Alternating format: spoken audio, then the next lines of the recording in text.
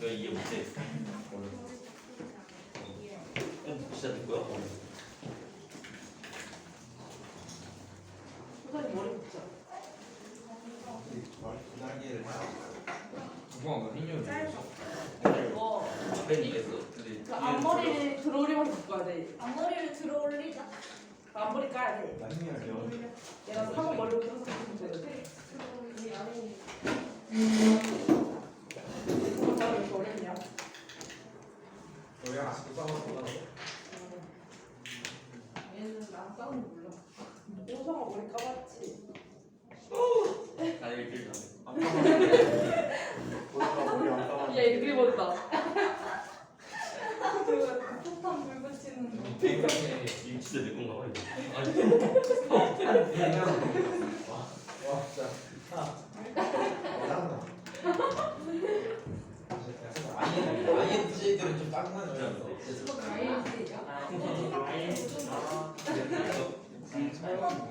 허시랑. 백지, 한진이, 중, 조이, 강이, 메이, 은하이, 소송이, 네.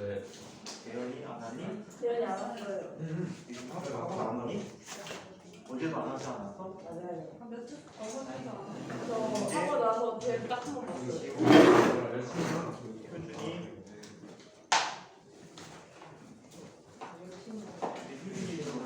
뒤에서 보냈어. 중간 사고 아니야? 네가 했니? 무슨 분 두 개야? 몇주나. 똑같은 거 중이니까. 줄리아도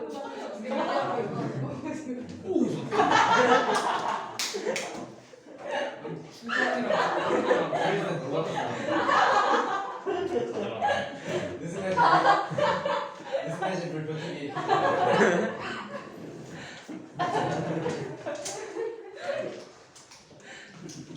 지난 시간에 우리 관절 효과라는 효과들을 시끄러운 와중에서도 했죠. 원래는 기억도 안 나요? 얼마나 같고. 기억나는 거.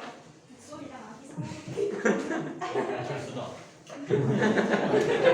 조용히 화장실 영상은 진짜 목소리밖에 안 들렸을 것 같아. 자, 그러면 오늘만 해도 얼마나 중요했지? 이게 정상적이지, 이게 정상이야. 자, 관절 효과라는 효과를 다시 한번 정리해 보도록 해볼게요. 자, 관절 효과의 시험.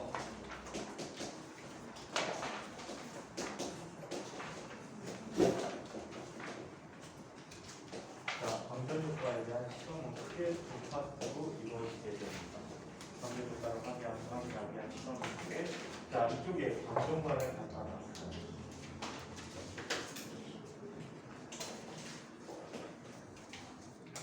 자, 방정관의 음극에는 특별한 몇몇 종류의 급속들을 붙여놓을 수가 있어.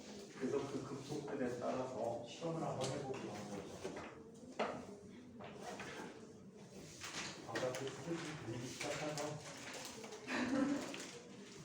이 정도는 아직 그렇지. 궁만하니까. 근데 어저께 이미 벌써 한 20% 정도가 투표를 했대요. 그냥 20%.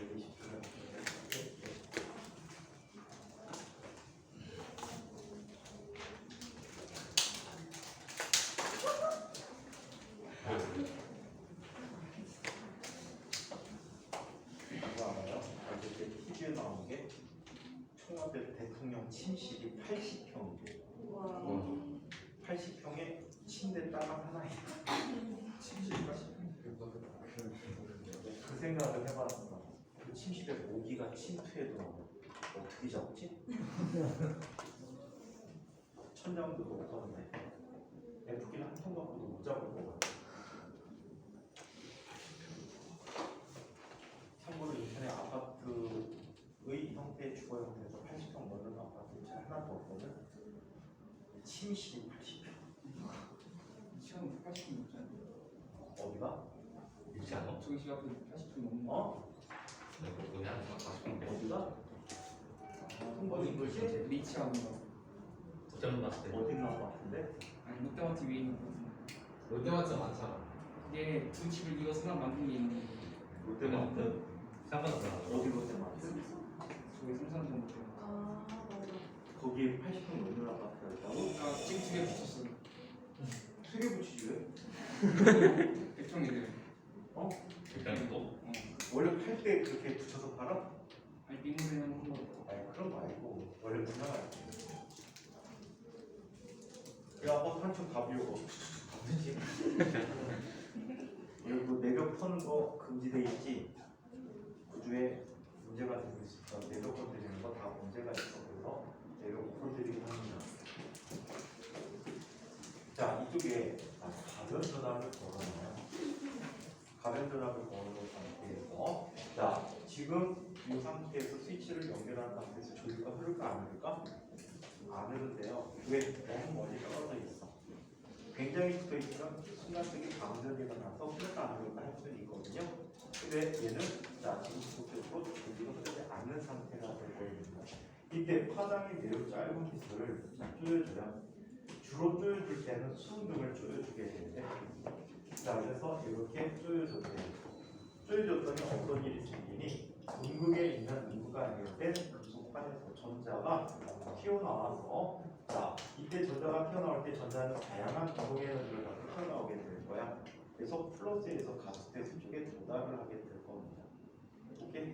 자 이렇게 도달하는데 첫 번째 실험이 자 누구를 측정해 볼까? 자 전자의 운동 에너지를 광전자의 운동 에너지 측정해 보고 이때 방출되는 전자를 광전자라고 부르죠.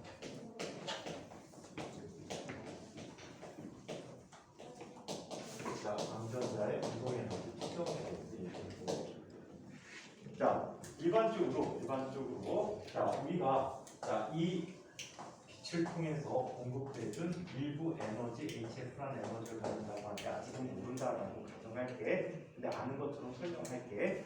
자, 그래서 HF의 에너지를 주게 되면 그 중에 일부 에너지를 갖고 전자의 운동 에너지로 변환시켜주는 거야. 이게 전자의 운동 에너지로 변환시켜주게 되는데 이때 얘들이 갖는 최대 운동 에너지 측정은 이렇게 해보도록 했습니다. 이때 전압을 다양한 전압을 걸어주게 돼. 다양한 전압을 걸어주면 높아지는 쪽에 플러스 높아지면 더 빠르게 도달해가는 조류가 작은 형태를 갖게 되는 거야. 그런데 이 전압을 역전압을 걸어봐. 마이너스로 바꿔 걸어주는 거야. 그럼 전자는 마이너스 극에서 밀려나는 힘을 받지. 그래서 충분한 에너지를 갖지 못한 녀석들은 중간에 되돌아오게 되는 경우를 갖게 될 거야. 그럼 조류값이 점점점 감소하게 되겠지. 그러다가 어떤 특정한 마이너스 B0라는 값에 전압을 걸었더니 자, 그 전까지는 전류가 흘렀거든. 분명히 전류가 흘렀는데 이때부터 전류가 0이 되는 순간이 되었대요. 즉 전자가 하는 최대 운동 에너지가 모두 전기력에 의해서 일을 해서 되돌아와서 전류가 반전류가 0이 되는 이런 상태를 갖게 되었다라고 합니다. 자 그렇다면 이 경우를 정리해 보면 이렇게 얘기해요. 전자가 갖는 최대 운동 에너지는 바로 역전에 의해서 한 일과 같아요. 그래서 여러분들 책에서는 우리 원에서는 보통 V0라고 쓰는데 대학물 책에서는 VS라고 쓰기도 해요. 정지 전압을 스토킹 볼테이지라고 해서 VS라고 써서 이 값이 어떤가? 2 곱하기 V0 또는 VS라는 값을 갖게 하였다. 이것을 우리는 뭐라고 부를까? 정지 전압이라고 또 시작이다. 자, 그래서 이렇게 되는데 최대 운동 에너지가 이런 크기를 갖게 되는데 그렇다면 얘는 어때? 보통의 에너지는 이거보다 작거나 같은 상태를 갖겠지요. 자, 그래서 이런 최대 운동 에너지를 갖게 되는데 이걸로 그냥 표현해.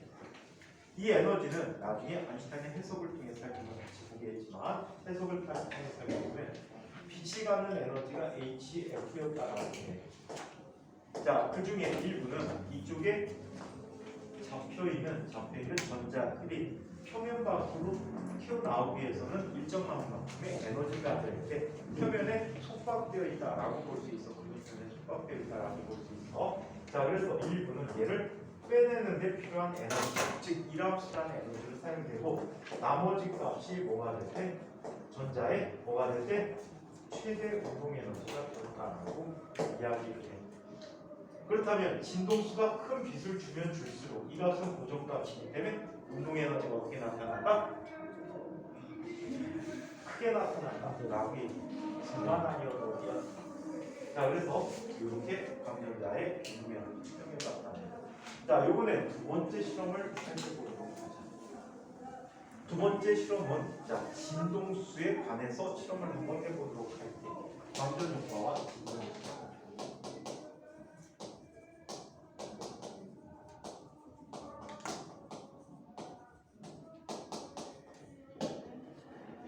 아마 먹자골 목으로 갈 거야. 지난주에 안철수 와갖고 좀 공개적인 자리가 필요해서 여기서 한 것 같아. 근데 먹자골 목으로 다 갈 거야. 그럴 거 같으면 차라리 주차장 필요가 없겠지. 그냥 좀 주차장 앞에서 하면 되잖아, 그치? 그냥 시끄럽게 푹 치고 치다가. 자, 방전 효과와 진동수 관계를 이야기 한번 할게요. 자, 진동수 실험을 하기 위해서 진동수를 내 마음대로 선택을 해줘야 돼. 진동수를 내 마음대로 선택을 해줘야 되는 거는 어떤 방식으로 진동수를 내 마음대로 선택시킬 수 있을까?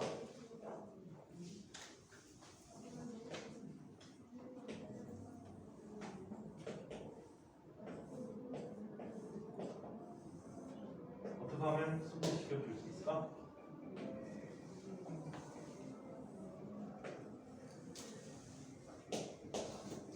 이렇게 한번 해봐요. 백색광을 보내줍니다. 자, 백색광을 보내주고 자, 스리스를 이용해서 백색광을 보내주고 여기에 누굴 갖다 놓습니까? 분광 프리즘을 갖다 놔요. 분광 프리즘을 갖다 놔요. 분광 프리즘에서 자, 너무 섞어버려요.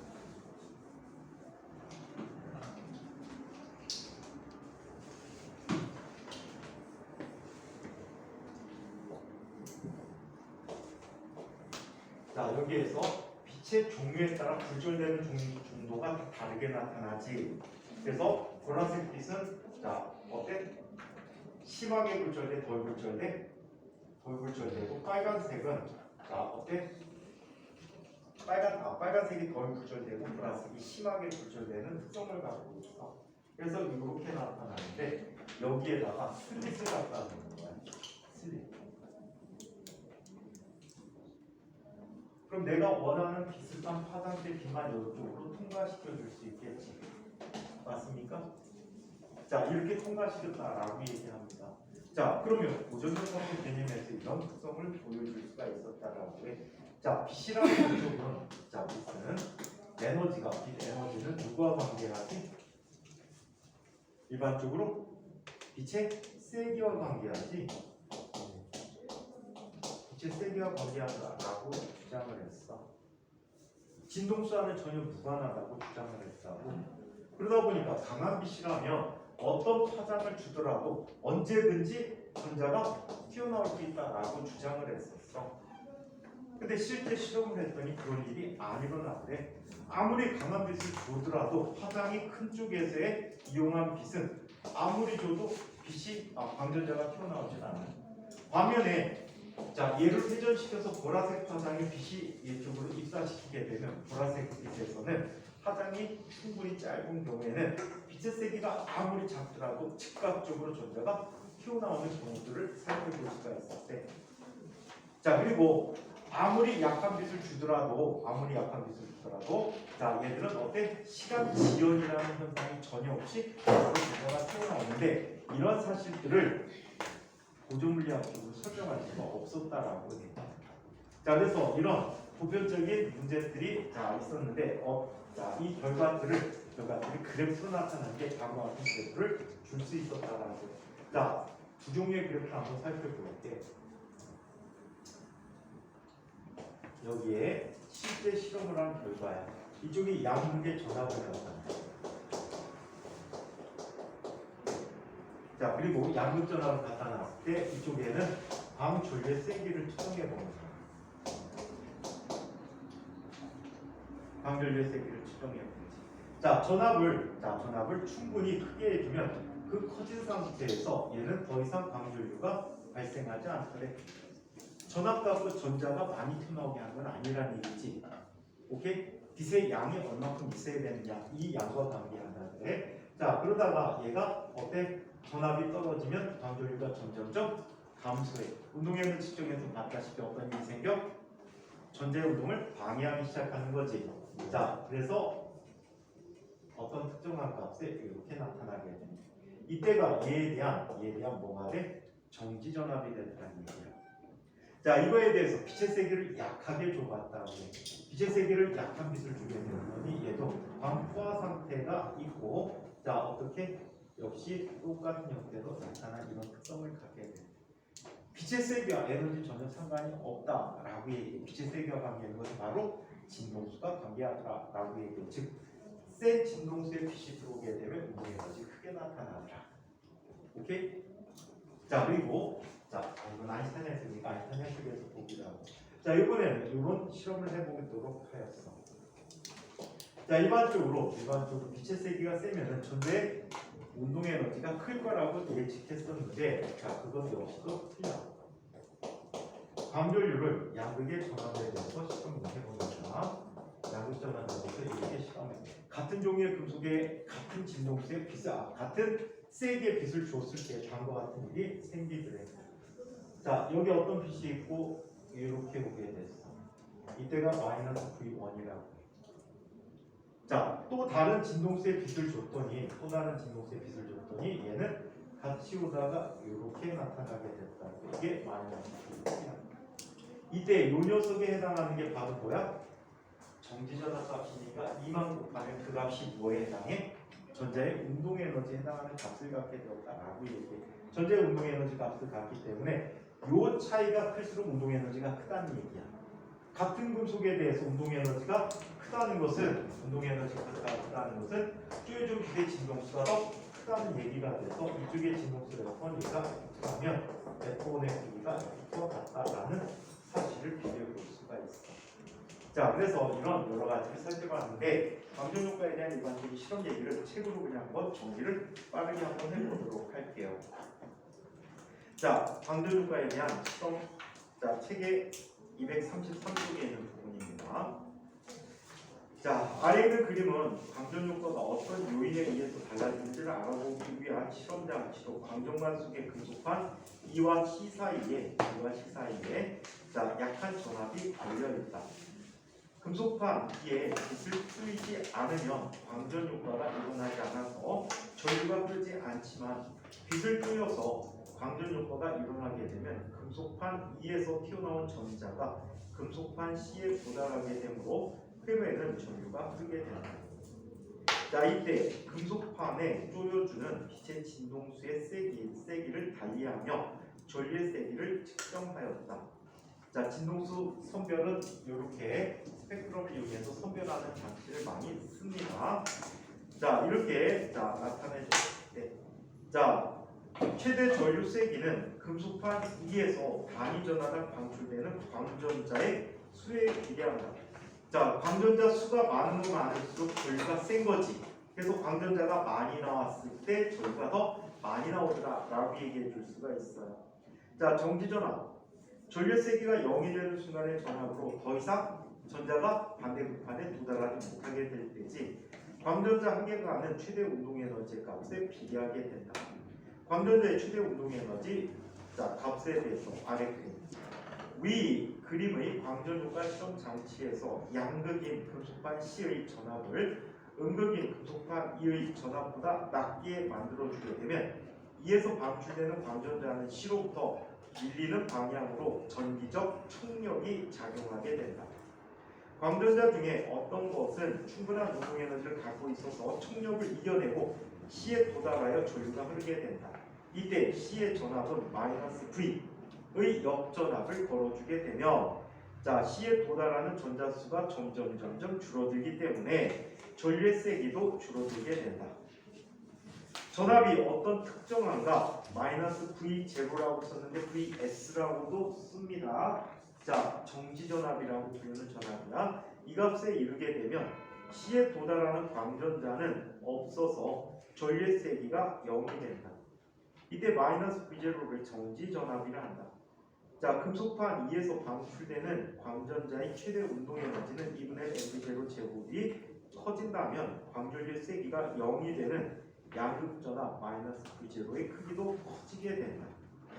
따라서 2분의 1 mv0의 자 v0인데 맥시멈이야. 즉 전자가 하는 최대 운동 에너지는 정지전압에 비례하게 된다. 호송이 장가 가려고 상투 틀렸지? 집에 갈 때 어떻게 하냐고? 그 2시간만 하고 있어봐. 머리가 계속 이렇게 있다.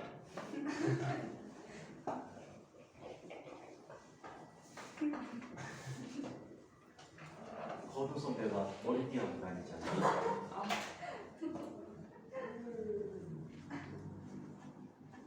호송이 졸업할 때까지 저러고 다니면 얼마나 멋있을까?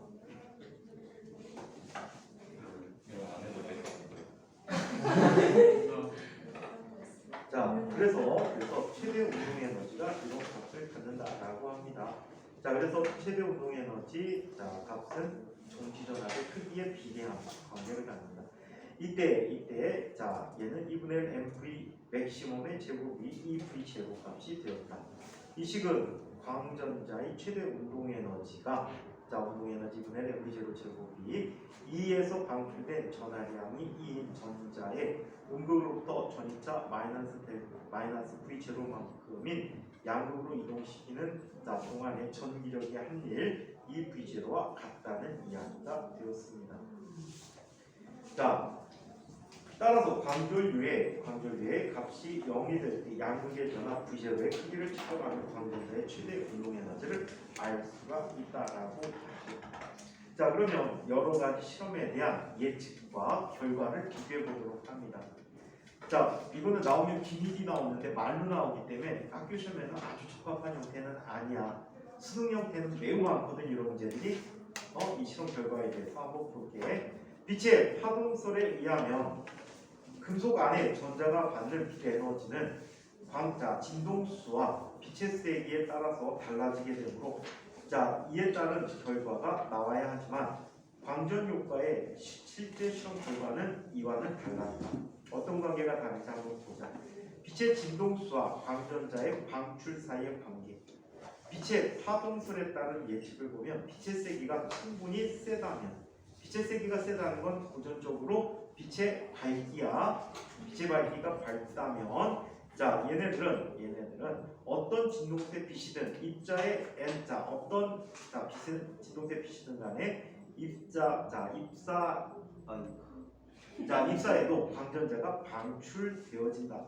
그래서 어떤 진동수든 다 나와야 된다는 얘기야. 다만 빛의 세기가 약하면 어떻게 빛을 모아서 그 빛을 모아서 전자가 튀어나올 수 있다. 시간 지연이 걸린다라고 얘기하는 거지.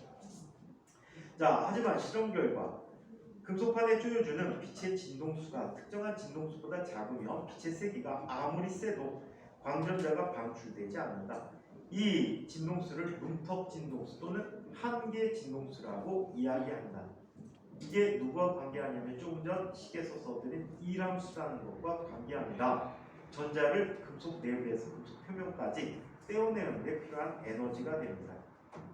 자, 문턱 진동수보다 큰 빛을 쪼여주게 되면 광전자가 방출되어지며 빛의 세기가 셀수록 단위 시간 동안에 방출되는 광전자 수가 많은데 이 빛의 세기와 광전자 수의 관계를 조금 있다가 아인슈타인의 해석 이유로 넘겨보도록 하죠.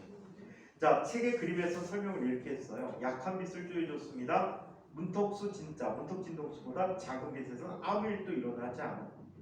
약한 빛을 쪼여줍니다. 문턱 진동수보다 큰 빛에서는 즉각적으로 전자가 튀어나온다.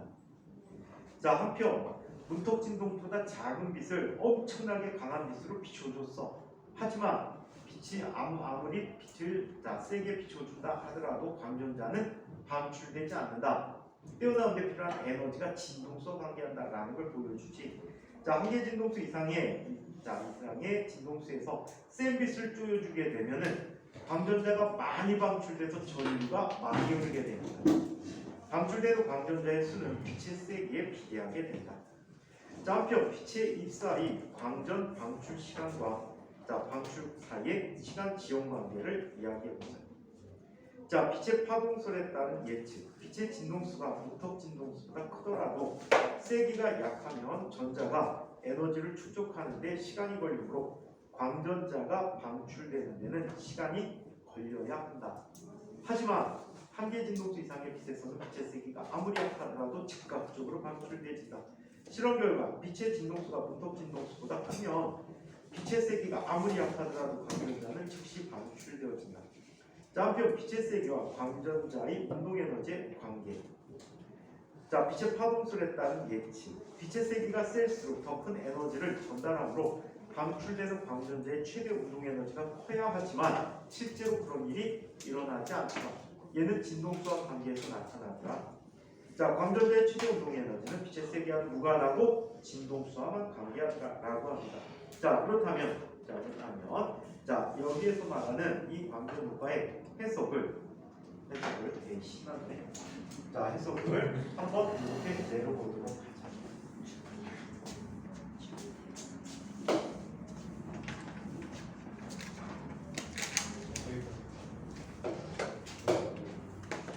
자, 아인슈타인의 양자 서기죠.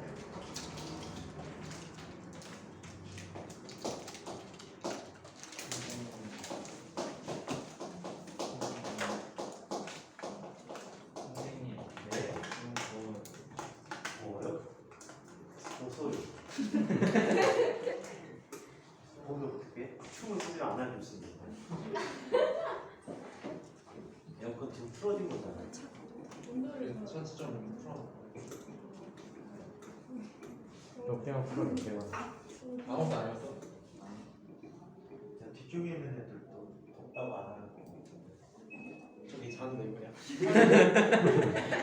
이름 자요. 18대 잘 나와. 김한결.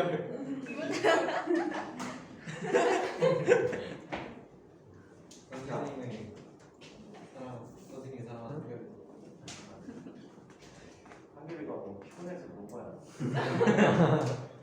좋은 날씨 아침부터 열심히 수업을 했는데 피곤하지. 야채 안 된다. 1시간 보는 거. 완전 세시적으로 나 4시에 잤는데. 선생님 끄적게 밤새 어저께 밤새했어요. 끄적게는 뭘 하는 거 자려고 하는데 잠이 안 오는 거야.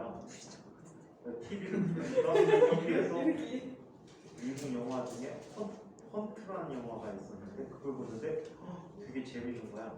사람 사냥하는 거야. 근데 잡혀온 사람들이 이유도 모르고 잡혔어. 미국 사람들인데 동유럽 쪽에 크로아티아로 납치해가지고 거기서 풀어놓고 무기를 줘놓고 미국처럼 꾸며놓고 그 사람들을 사냥하는 거야.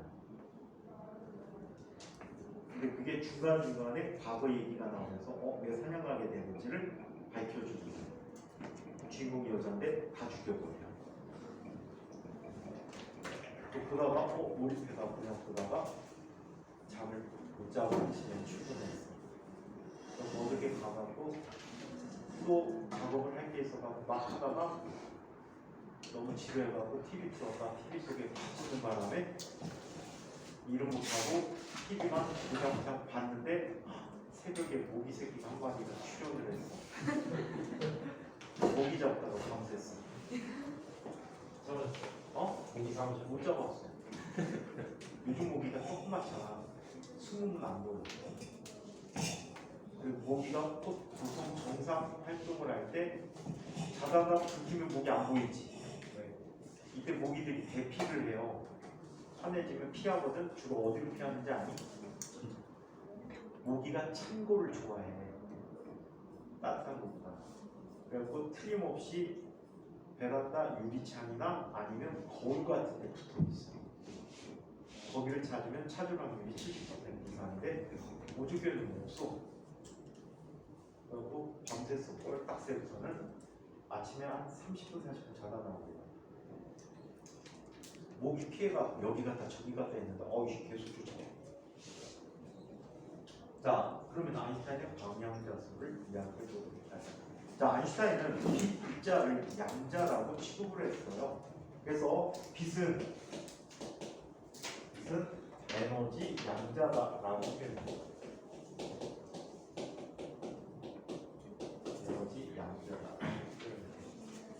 이쪽에 B입자, 진동수가 F인 B입자가 있고요. 이 입자가 가는 에너지는 H입니다. 여기서 H는 플랑크 상수. 이 다음에 B가 가는 에너지는 어떤 에너지를 가질 수 있다? 자, HF의 정수배만큼 되는 에너지를 가질 수 있다. B가 가는 에너지를 이렇게 한 덩어리, 두 덩어리 이런 형태로 표현을 해주게 되는 거예요. 자, 이런 식으로 표현하다 보니까 에너지를 표현할 때 B가 가는 에너지는 얼마?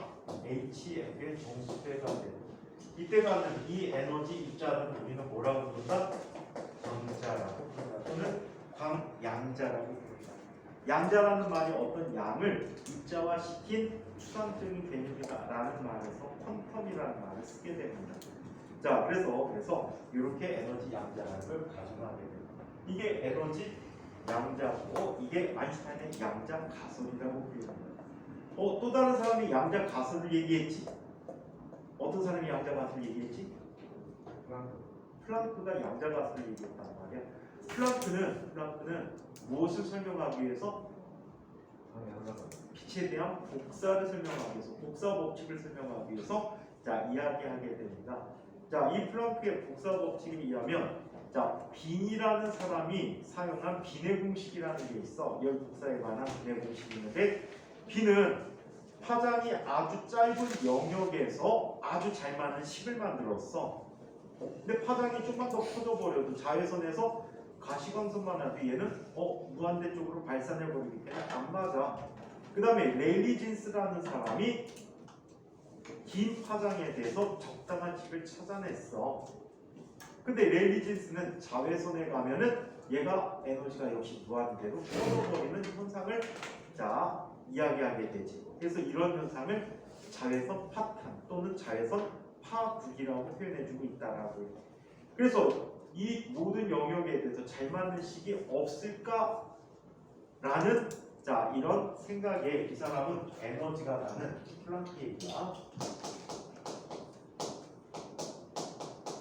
자, 플랑크라는 사람은 에너지라는 값이 파장에 따라 표현되는 에너지 밀도라고 볼 수 있어. 이 값을 어떤 비례상수 a 곱하기 이거 나중에 배우게 될 거야. 익스포넨셜 마이너스 자 얘는 hc분의 미안해 얘는 kt 람다분의 hc라고 하는 이런 형태의 에너지 값으로 표현하게 된다라고 얘기해. 람다분의 hc가 hf에 해당하거든. 그래서 이건 파장에 관한 식이라 이렇게 바꿔 쓴 거야. 이런 형태의 식을 알게 된 거야. 이거를 플랑크 공식이라고 배우게 돼. 나중에 더 정확한 식을 배우게 될 거야. 이때 이 익스포넨셜 함수 위에는 차수가 없어야 돼. 2차원이어야 한다. 숫자여야 한다. 그렇다면 KT라는 것이 에너지 단위를 갖고 있었지. 따라서 람다분의 HC라는 단위도 에너지를 단위를 가져야 될 것이다 라고 하고 이런 값을 쓰게 되면 이때 사용한 에너지 값이 불연속적으로 쓸 수밖에 없었대. 플랑크 실험에 의하면 이렇게 불연속적인 값을 쓸 수밖에 없었는데 플랑크는 양자고 뭐 아무것도 생각 안 하고 두 식을 잘 맞추려고 짧은 영역의 빈의 공식과 긴 영역의 레일리진스 공식을 잘 맞추려고 정리를 하다 보니까 어쩔 수 없이 불연속적인 에너지 값을 썼던 거야. 그걸 쓰고 얼마 있다가 아인슈타인이 이거와 별도로 광전 효과 등등을 설명하기 위해서 빛이라는 게 광자라고 불리는 에너지 양자라고 가정을 하게 돼서 이거에 관한 논문을 발표하게 돼. 이걸 다시 플랑크가 공부하게 됩니다. HCF라고 진동수와 관계된 에너지 나도 그런 걸 썼는데 복사해서 나도 그런 걸 봤는데 복사라는 게 바로 빛이 복사되는 거지. 나도 봤는데 해갖고 이거를 갖다 도입한 거야. 그래갖고 각각 독자적으로 양자 가설이 나오게 돼. 그래서 학파에 따라서 아인슈타인의 양자 가설이다 또는 플랑크의 양자 가설이다 이렇게 두 가지 학파로 주장하는 학파들이 있는데 둘 다 요즘 거의 다 인정을 해주고 있지. 아무튼 이런 에너지 양자라는 걸 가정하게 되었다. 그래서 에너지는 자, 특히 자, 광자받는 에너지는 불연속적인 진동수와 관계된 값으로 에너지를 표현하고 있다라고 얘기했답니다. 자, 이 개념을 도입해서 자, 아인슈타인은 광전 효과를 설명할 수 있었다라고 합니다. 아인슈타인의 광전 효과의 해석에 대해서 한번 살펴보죠.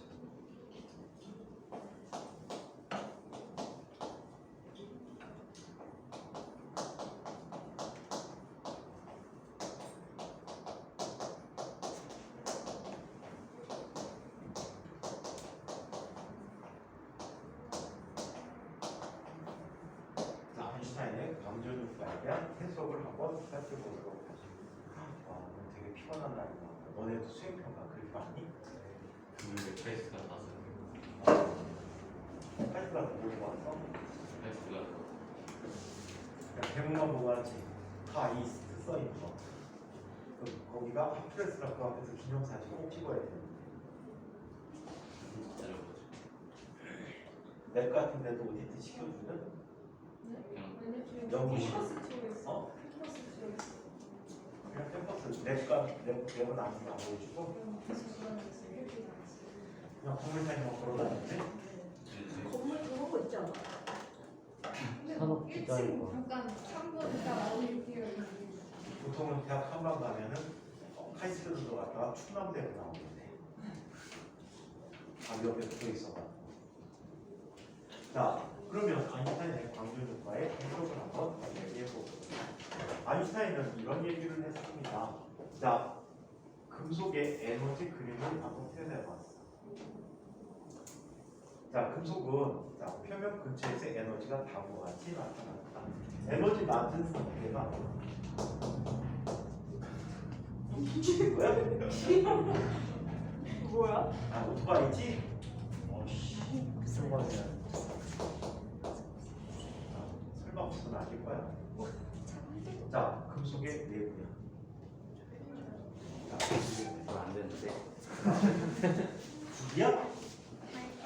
아니야. 오토바이. 선거 운동차가 한 개도 없어요.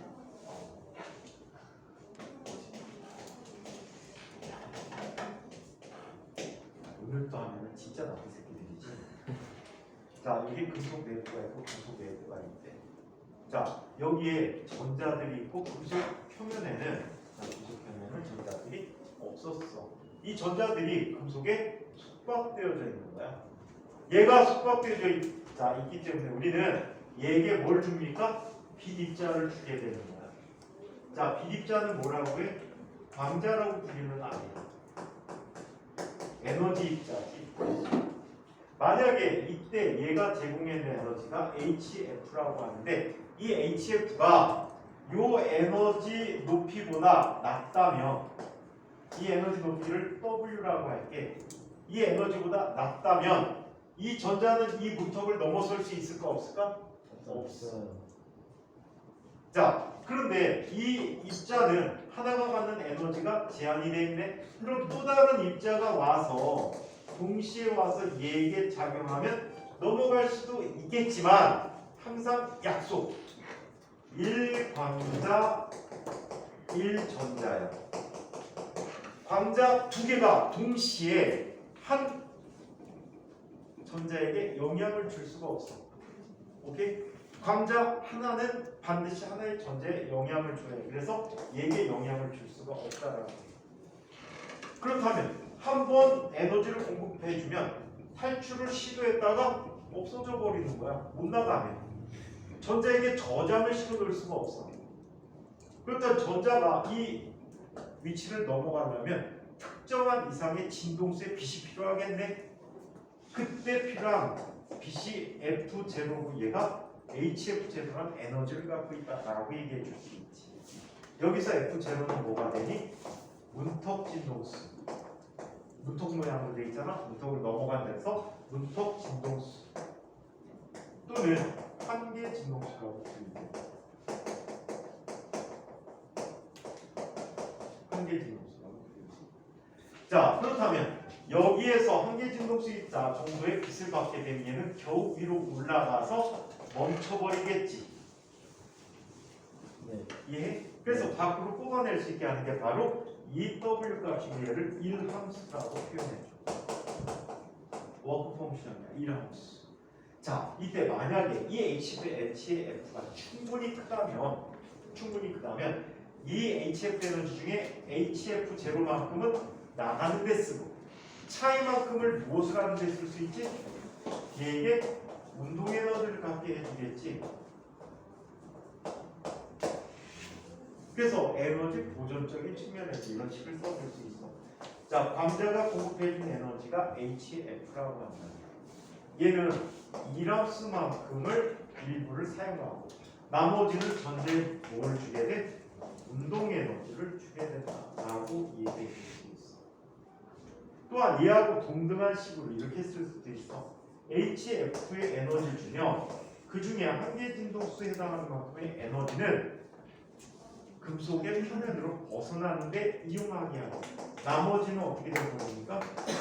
운동 에너지로 이용되지고 똑같은 맥락에서 얘를 이렇게 쓸 수도 있어. HF라는 것은 W 더하기 EVS라고 써줘. 자, 같은 맥락으로 얘는 HF라는 녀석은 자, 얼마가 돼버립니까? HF0 더하기 EVS라고 써줘. 가끔 문제에서 이렇게 묻곤 합니다. 자, 여기 EVS라는 녀석은 에너지 단위로 전자볼트라는 에너지 단위를 쓸 때가 있어. 오케이? 하지만 진동수가 표현되는 플랑크 상수의 경우에는 모두 다 줄 개념으로 써야 되거든. 그래서 서로의 환산 관계를 생각해 줘야 돼. 어떻게? 1 전자볼트라는 것은 몇 줄에 해당한다? 몇 줄에 해당하지? 1.6 곱하기 10의 마이너스 19승 줄에 해당하는 에너지다라는 사실을 알고 있어야 돼. 또한 광전 효과에서는 플랑크 상수가 6.63 곱하기 10의 마이너스 34승 줄 세크라고 해. 여러분들 학교는 인과학은 특징, 이런 특징이 있어. 이런 물리상수들이 주어지지 않았을 때 화학에서도 물리상수들 많이 쓰잖아. 주어지지 않았을 때 어떻게 시험지 맨 앞에 주의사항이나 아니면 맨 뒷장을 뒤져봐. 반드시 주어. 오케이? 문제 속에 포함시키지 않는다면 앞뒤에 시험지 앞과 뒤에 주어지는 경우가 있으니까 꼭 그거에 맞춰서 쓰시기 바랍니다. 아시겠죠? 요번에 너네 2학년, 2학년 애들 화학시험이 그랬나봐. 물리상수 문제 속에 하나도 안 줬대. 근데 물리상수가 시험지 맨 뒷장에 있었어. 그러니까 맨 뒷장을 안 본 애들은 기억나는 대로 엉터리 계산을 한 거야. 그래갖고 애들이 점수를 많이 날려먹었더라고. 자, 그래서 이게 아인슈타인의 해석이래. 이 아인슈타인과 관계되는 이 네 가지 방정식을 우리는 광전 방정식이라고 부르고 있다. 자, 그렇다면 광전 방정식의 그래프 관계를 한번 얘기해 보도록 하자.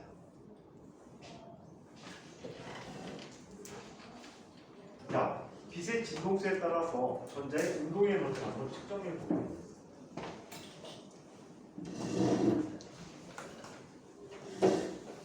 자, 진동수에 따라서 전자의 운동 에너지를 측정해 보겠습니다.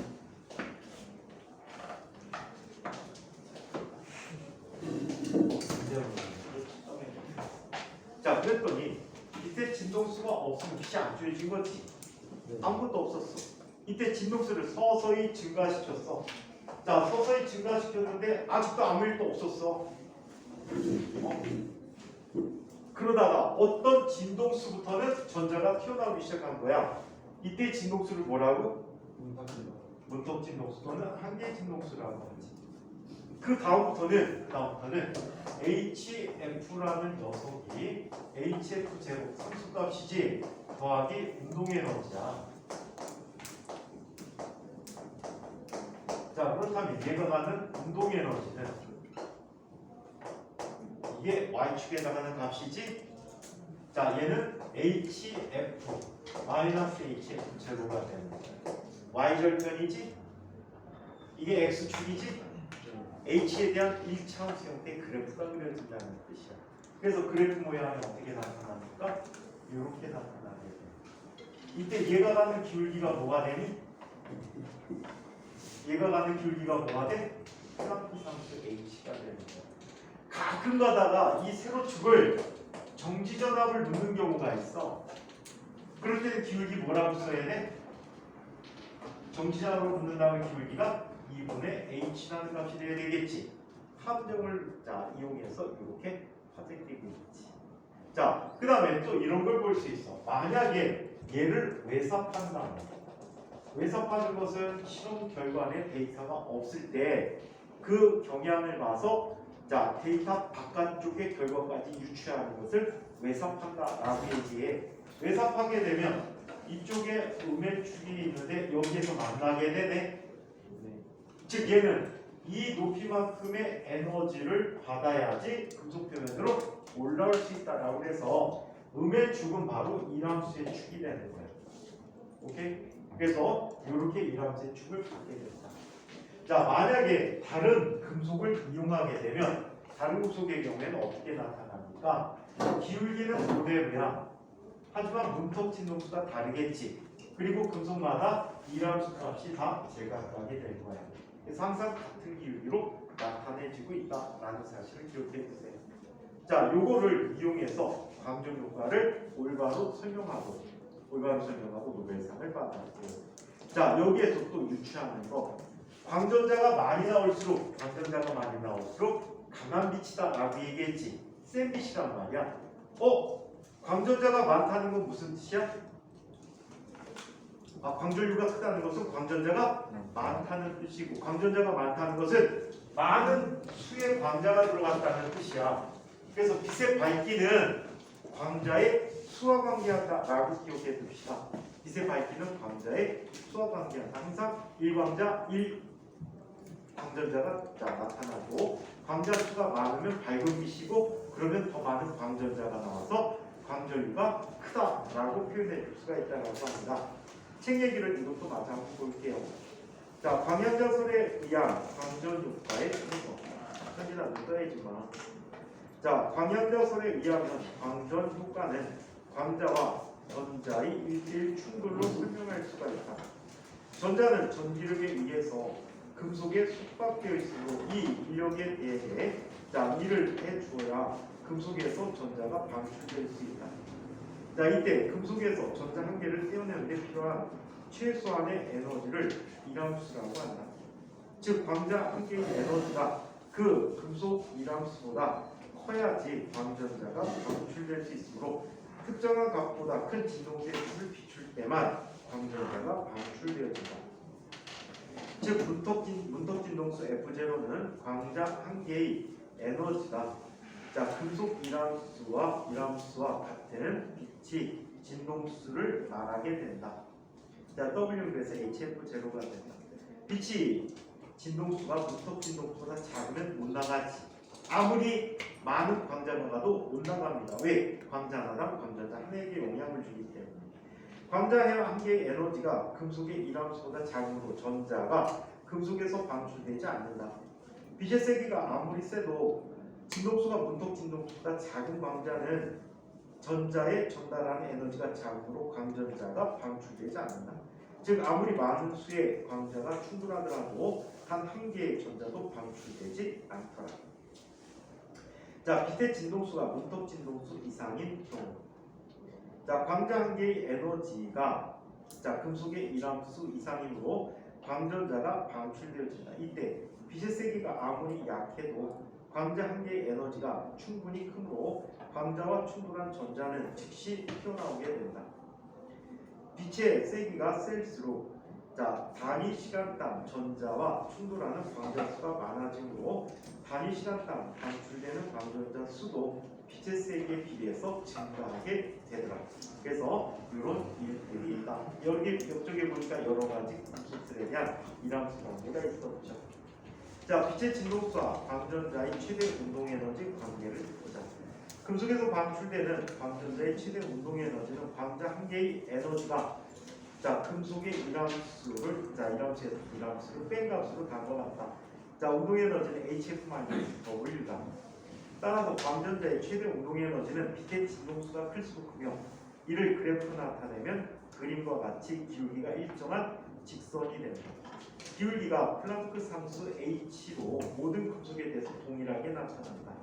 그래프가 가로축과 만나는 점은 문턱 진동수를 문턱 진동수를 또 그래프 연장한 선을 선이 세로축과 만나는 값이 이라운스의 음의 값인 -W가 된다고 해석했을 때 값이라는 것이 빛의 입자성과 광전 효과.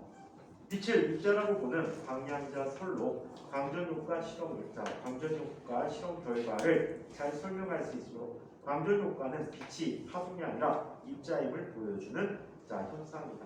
또 빛이 입자라는 것을 증명하는 또 다른 실험이 있는데 콤프턴 효과라는 게 있어요.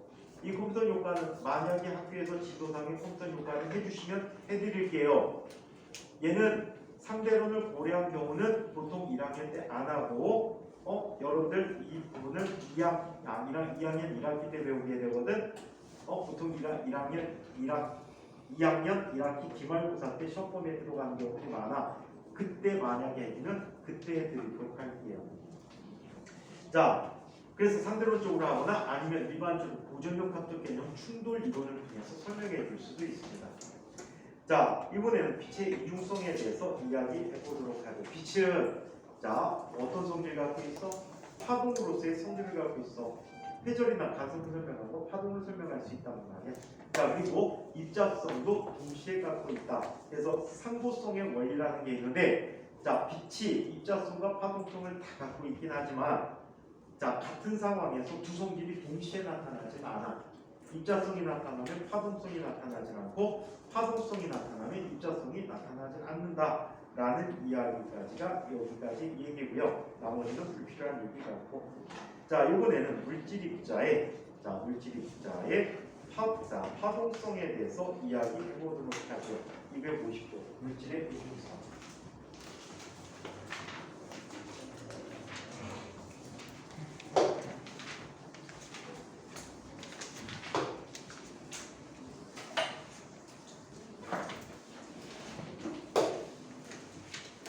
물질의 이중성에 대해서.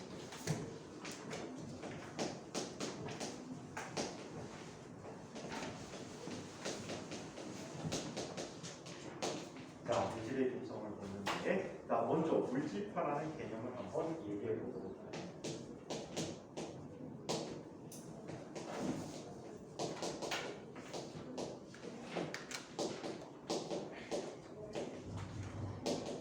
물질파라고 하는 얘를 드브로이파라고도 합니다.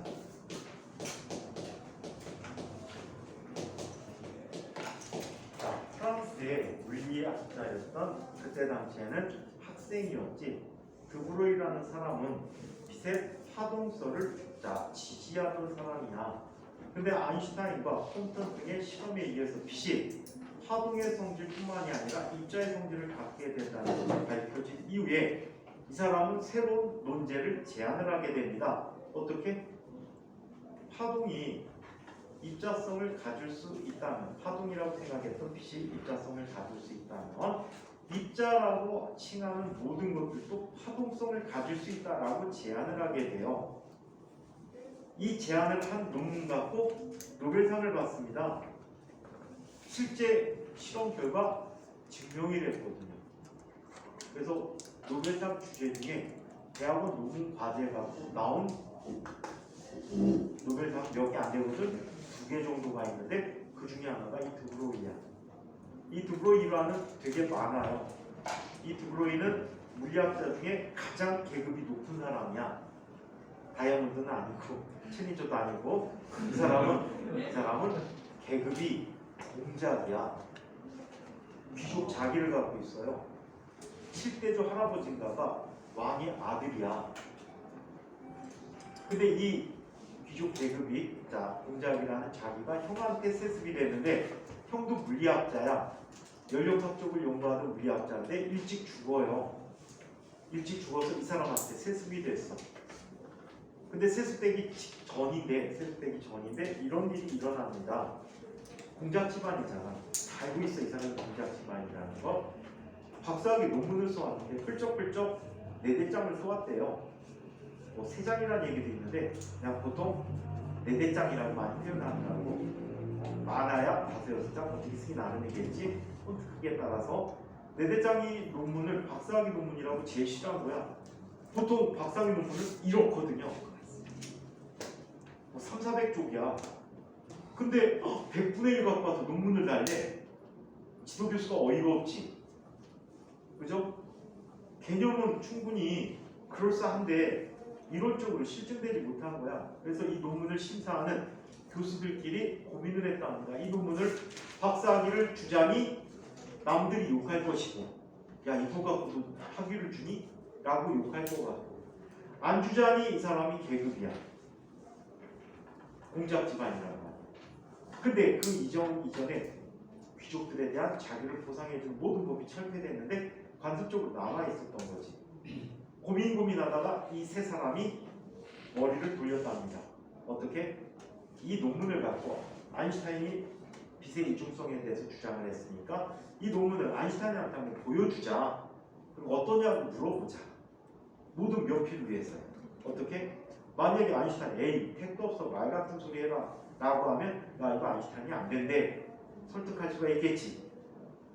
만약에 아인슈타인이 오케이 하면은 나중에 아니더라도 아인슈타인이 된다고 했었어 라고 하면 이 심사위원들은 모두 다 책임을 면할 수 있다 라는 생각을 아인슈타인한테 보여줬대요. 그랬더니 아인슈타인이 오 엑설런트 너무 훌륭한데 와 그럴싸한데 하면서 학위를 줬다고 해요. 그래서 그 학위 갖고 박사학위를 받은 지 7년 만에 노벨상을 받습니다. 아무튼 그런 일합이 유명한 분인데, 자 뭘로? 오기에서 생긴 원리야. 자 이렇게 얘기합니다. 아인슈타인의 상대성 이론에 의하면 광자가 갖는 운동량은 상대적 개념이야. 상대로 해서 광자가 갖는 운동량은 어떻게 표현했지? P는 람다분의 H라고 썼지. 오케이? 네. 이거는 상대성 이론에서 나온 말인데 상대성 이론에서 에너지는 정지 에너지의 제곱 더하기 운동량의 제곱 곱하기 전체 속도의 제곱이라는 식을 쓸 수가 있었거든. 자 이런 식을 쓸 수가 있었는데 광자는 정지 에너지가 0이야. 자 그렇다면 E라는 녀석은 뭐가 되니? PC가 돼버리지. 자 그렇다면 P는 뭐가 돼? C분의 2라는 값이 되었다가 C분의 2가 되는데 이게 HA라는 사실이 알려졌지? 따라서 얘는 람다분의 H라는 값이 운동량이 되었다라는 거예요. 자 한편 도전적인 운동량을 보자. 질량의 M인 입자가 속력 V로 달릴 때 운동량은 MV가 되겠지. 자, 이 두 식을 짬뽕을 하는 거야. 자, 그렇다면 물질파의 파장은 운동량분의 H다라고 쓸 수가 있다고. 이때 운동량은 얼마가 되니? MV가 되고 MV분의 H라고 쓸 수 있게 되었다라고 하지. 오케이? 이걸 물질파의 파장이라고 하였다. 자, 그러면 어떤 경우에 파동성이 나타날지, 물질 입자가 파동성을 나타낼지를 두 가지로 한번 비교해 보도록 하겠습니다. 자, 여기 야구공이 있다라고 할게. 야구공의 질량은 얼마라고 할까? 야구공 질량 얼마로 할까? 얼마? 150g? 야구공을 얼마에 빠르게도 던졌다라고 할까? 144로 던질까? 시속 144로 던져. 40m/s. 이거는 알고 있잖아, 그지? 36km 파워하면 10m/s, 72km 파워하면 20m/s, 108km 파워하면 30m/s, 144km 파워하면 40m/s. 그러니까 열심히 일하는 놈이 그러고 안 돌아다니지?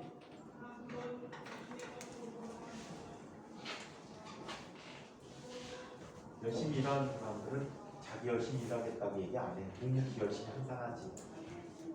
열심히 공부하겠다는 사람들 있잖아. 열심히 안 해.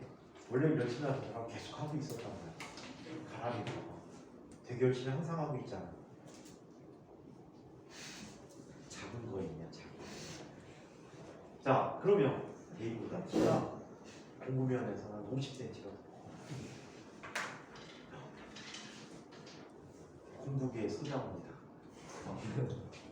자, 그러면 야구공의 운동량을 한번 야구공의 파장을 한번 계산해 보겠습니다. 자, 람다라는 것은 질량이 150g이면 0.15가 되겠지. 곱하기 40m/s. 얼마야? 6이네. 이것분의 플랑크 상수 6.6 곱하기 10의 마이너스 34승이 되는 거야. 그럼 얘 파장이 얼마가 돼버리지? 얘 파장이 얼마니? 1.1 곱하기 10의 마이너스 34승 미터야. 이 파동을 설명하기 위해서 회절이든 간섭이든 일으켜야 되지.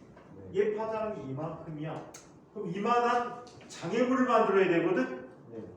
이건 인간이 측정할 수 없는 크기야. 왜? 양성자 크기가 10의 마이너스 15승 미터야. 이해해요? 최소한 양성자 정도의 크기의 장애물이 있어야 10의 마이너스 15승 미터가 파동성을 갖는지 아닌지를 알 수 있단 말이야. 근데 양성자 정도의 크기 장애물 못 만들지 아직은. 핵 정도는 해야 되겠지. 못 만든단 말이야. 따라서 얘는 파동성이 없고 뭘 갖고 있다? 입자성을 갖고 있다라고 해요. 이만한 장애물을 만들지 못해서 얘네들은 이런 성질이 이종된 파장이 파동성이 있는지 없는지는 알 수가 없다. 오케이?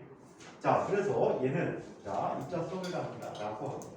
자, 이번에는 전자를 한번 살펴볼까? 자, 전자는 질량이 얼마라고 할까? 9 곱하기 10의 마이너스 31승 kg이라고 합니다. 자, 이 전자가 얼마의 속도로 달려간다라고 할까? 얼마의 속도로 달려간다고 할까? 10의 36m/s. 얼마라고? 전자가 질량을 갖는 것에는 빛의 속도로 달릴 수가 없어요.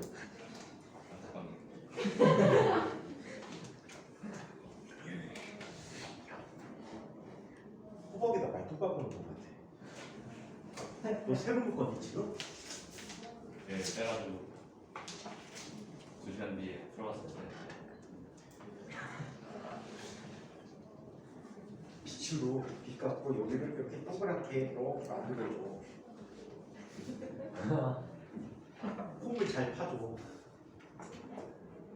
잘 됐네. 그거 잘라갖고 빗자루인데. 책상 빗자루 있잖아. 지우개 치우는 거. 자, 그래서 이렇게 됐다면 전자의 파장은 얼마나 되었나?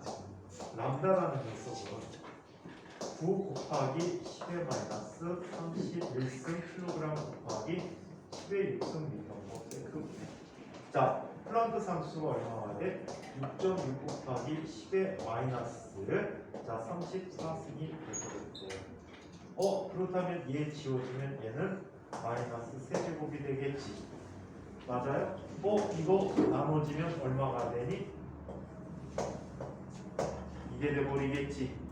자, 그리고 얘는 약 얼마가 돼? 3분의 2점이면 0.7 곱하기 10의 마이너스 몇 승이 되니? 9승이 되겠지. 얘는 7 곱하기 10의 마이너스 10승 미터 정도가 돼. 그럼 얘는 X선 정도의 파장을 갖게 되는 거야. 아니면 큰 감마선 정도의 파장이 돼. 보통 X선 파장 정도가 되리라고 예측되죠. 예.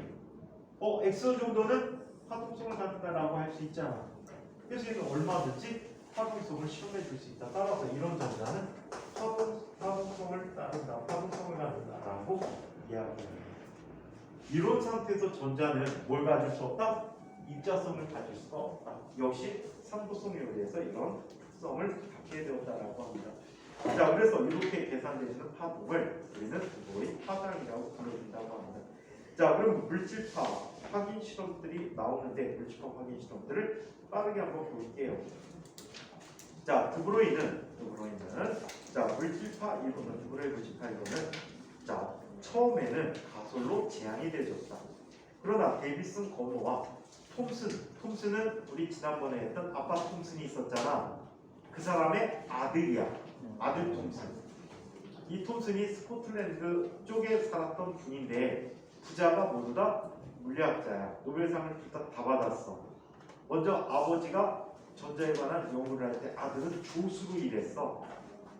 아빠를 도와서 조수로 일하다가 그때 물리학 그때도 뭐 똑같지만 지금하고 똑같이 3D일 거야. 공부하기는 디피컬트하고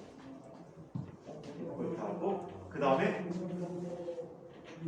공부 내용은 더티하고 그리고 장래는 데인저러스하고 그래갖고 아무도 안 하려고 할 때 아들을 데려다 부려먹어야지.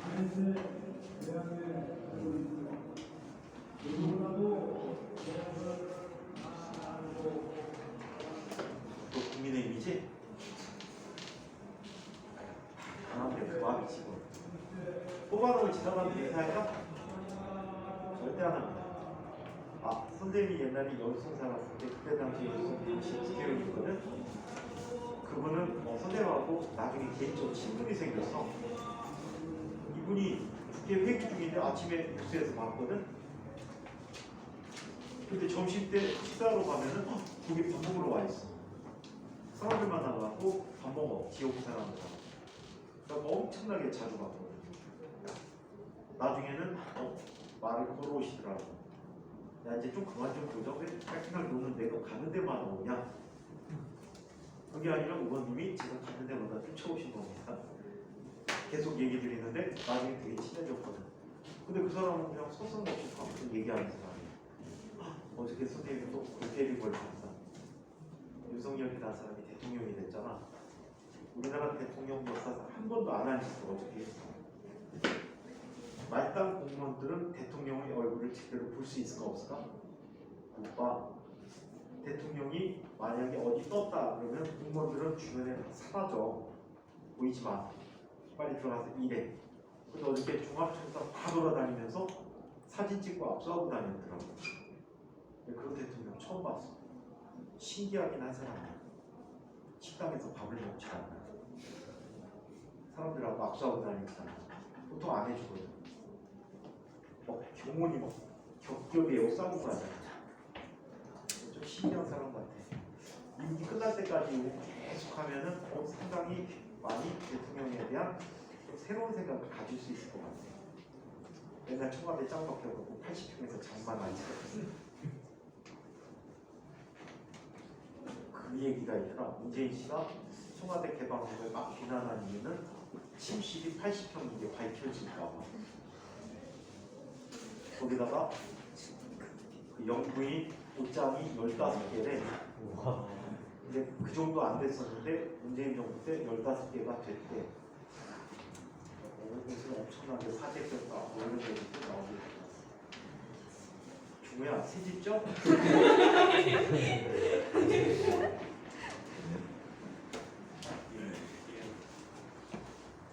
저거 삐 한번에 내가.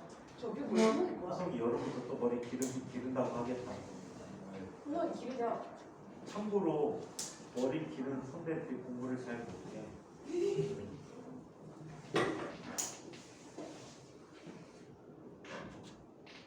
자, 애들은 가라. 아직 할 나이가 안 됐다.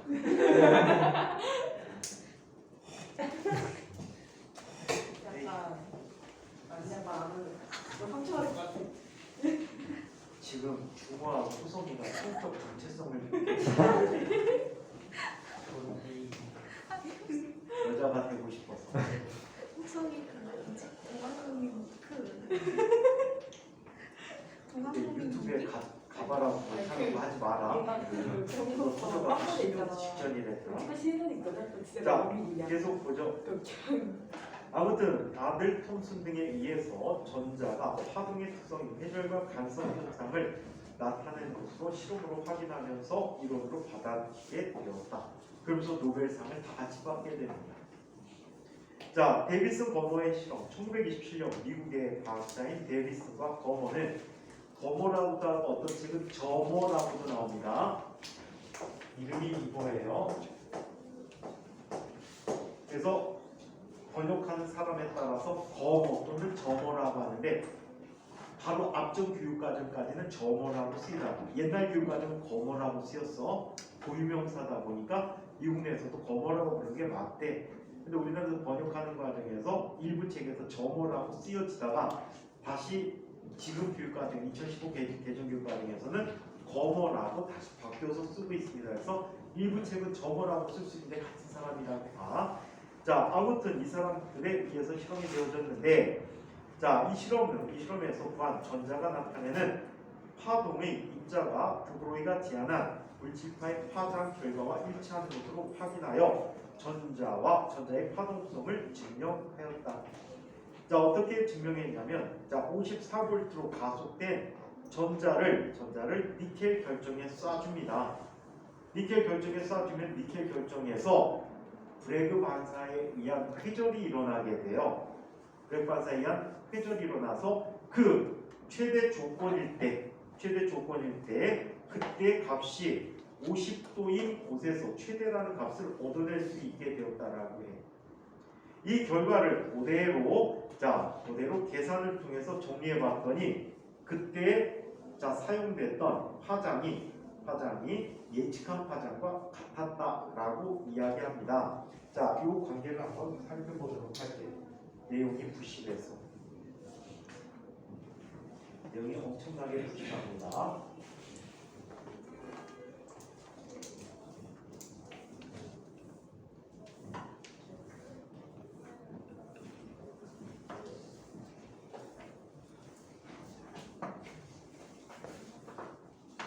자, 이렇게 살펴보자. 먼저 이 전자의 파장을 한번 계산해 보도록 할게요. 자, 전자 파장 계산하는 방식은 이렇게 합니다. 이 주제를 갖고 물질파에 대해서 실험 많이 이야기했어. 자, 이쪽에 어떤 전압이 걸려 있대요.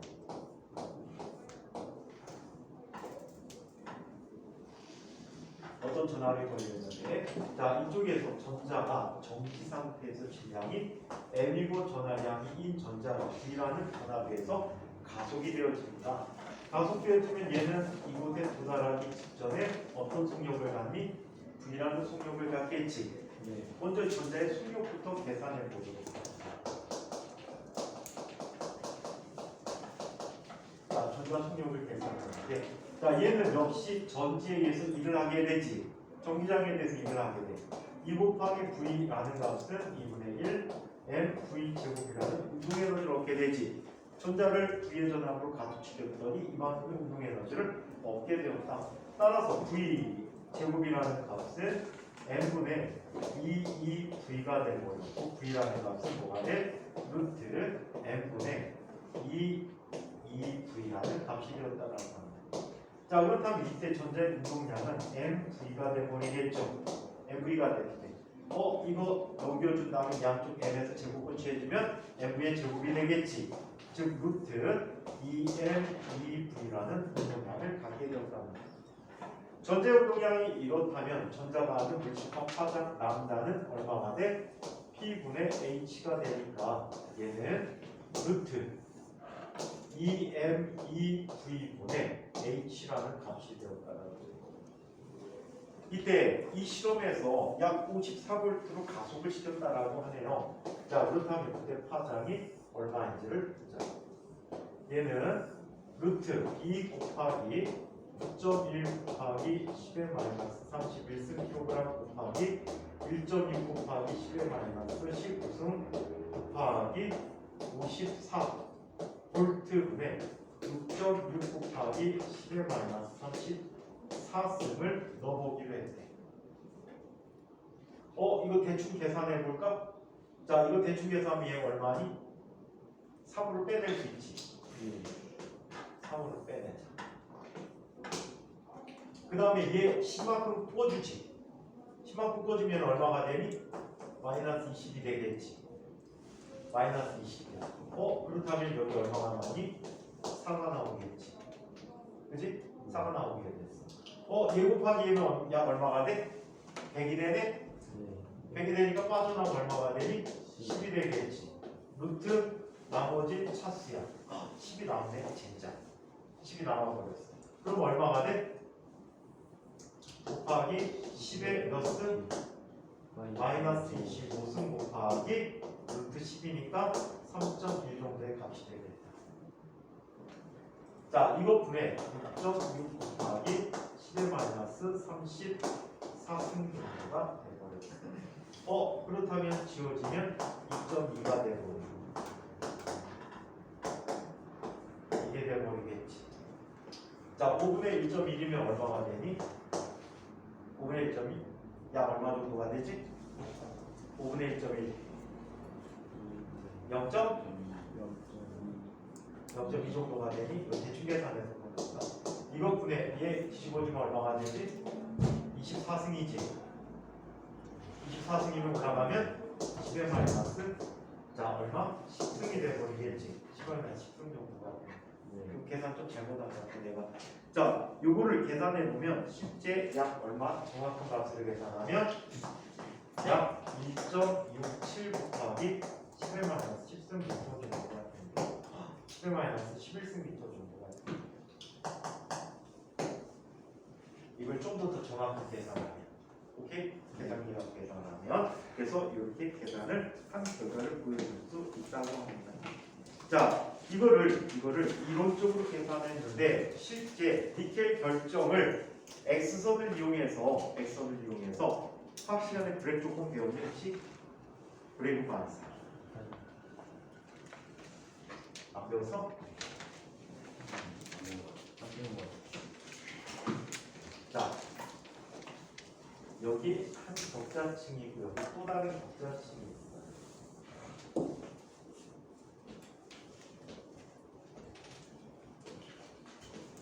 자, 이렇게. 자, 빛이 한 녀석이 이렇게 와서 위에서 반사를. 또 다른 녀석은 자, 이렇게 들어와서 다시 이렇게 반사돼서 나가요. 이 두 빛이 뭘 일으켜? 간섭을 일으킨다라고 해. 자, 그러면 두 녀석에 대한 경로 차이를 봐야 되겠지. 두 녀석에 대한 경로 차이를 보면 이 부분과 이 부분을 잘라버는 경로 차이를 갖겠지. 이때 얘를 격자상수라고 해. 격자상수를 D라고 하자. D라고 해. 이때 입사하는 요각을 세타라고 한다면 얘가 세타가 돼버리니까 얘가 세타가 돼버리겠지. 그럼 이 요변의 길이가 얼마가 되니? 이 사인 세타가 되겠지. 그렇다면 전체적인 경로차가 얼마가 돼? 2D 사인 세타가 될 거야. 맞아? 2D 사인 세타가 뭐라면? M 람다라고 한다면 얘는 뭐가 돼? 보강되겠지. 그래서 밝은 빛으로 보이겠지. 그래서 니켈 결정에 대해서 이걸 미리 계산을 해본 거야. 자, 파장을 알고 있는 X선을 쏴줬어. 그래서 각도 관계하고 첫 번째 보강 간섭이라는 위치의 각도를 확인해서 D값을 격자상수를 미리 다 구했어. 예? 구해놓고 지금 계산했더니 어디서 최대래? 50도에서 최대라고 했지. 거기에 사인 값 넣고 격자상수 넣고 계산해서 람다 값을 M이 1인 상수에서의 람다 값을 측정했더니 그 람다 값이 1.65 곱하기 10의 마이너스 11승 미터가 됐대. 예. 그래서 실험적으로 관찰한 것이나 이론적으로 관찰한 것이나 거의 비슷하다는 것을 데이비스과 버머가 확인을 하게 됩니다. 그래서 자, 이렇게 실험을 했고요. 자, 두 번째 톰슨의 전자 회전 실험이 있는데 자, 아래 실험 과정이 있어요. 데이비슨 거머 실험에 의해서 전자가 파동성을 갖고 있다는 것이 알려졌던 해에 영국의 과학자인 톰슨은 아들 톰슨이라 했지. 아르듐 방막의 X선을 쪼여주고 또 동일한 물질적 파장을 갖는 전자선을 쪼여주었다. 되게 재미난 게 그거야. 우리가 주어지는 전압에 따라서 물질파의 파장을 마음대로 조절해 줄 수 있었거든요. 빛이라는 녀석을 마음대로 발진시키기는 어렵잖아, 그렇지? 근데 얘는 얼마든지 해줄 수가 있었단 말이야. 그게 유리한 점이었지.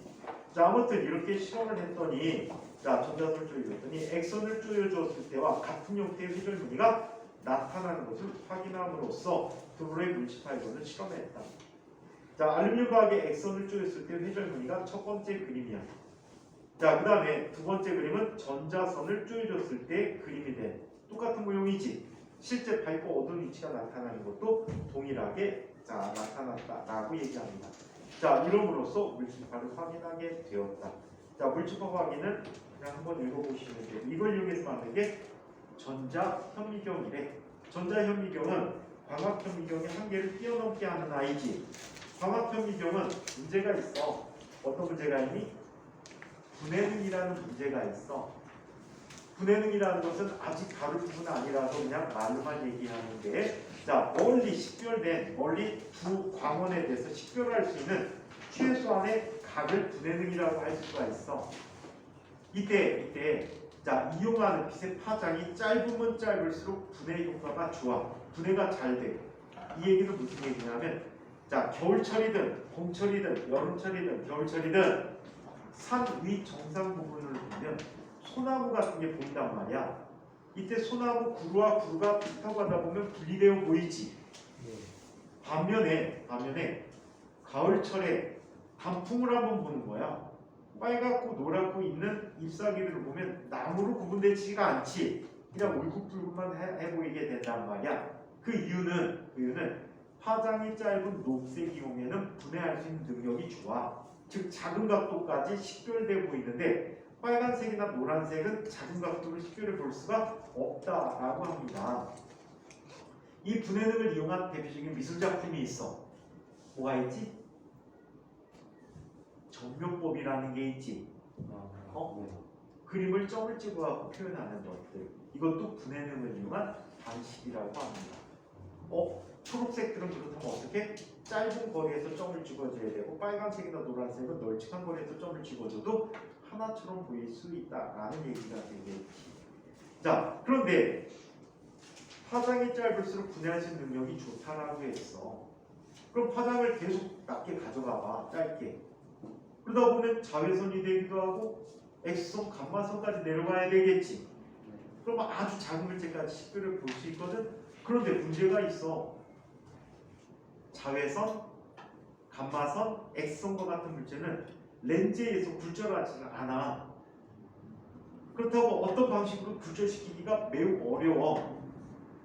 하지만 우리는 가속 전압에 따라서 얼마든지 파장을 조절할 수 있는 아이를 발견하게 된 거지. 바로 전자선이야. 전자선은 자기장에 의해서 굴절을 하게 된단 말이야.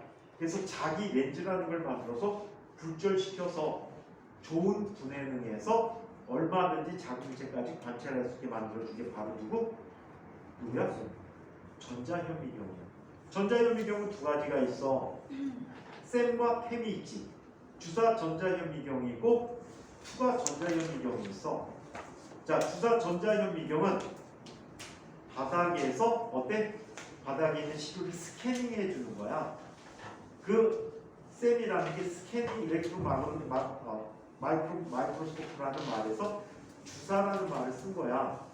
술 먹고 게임만 치는 게 아니고 스캐닝 해주는 건데, 얘는 바닥에 놓고 쪼여서 스캐닝을 해줘. 그래서 시료가 가장 바닥에 있어. 얘들을 자 모양을 보면 입체적인 모양으로 보이게 해줘. 반면에 템이라는 게 있어. 투과 전자현미경이야.